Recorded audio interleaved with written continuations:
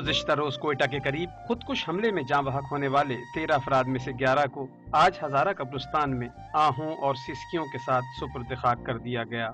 जायरीन से भरी बस को हजारगंजी में उस वक्त खुदकुश हमले का निशाना बनाया गया जब वो ईरान से वापसी पर कोयटा पहुंचने वाली थी। जाँ बहक अफराद की नमाज जनाजा आकाए मेहदी ने पढ़ाई, जबकि धमाके में जाँ बहक होने वाली खातून की मैयत रावलपिंडी रवाना कर दी गई।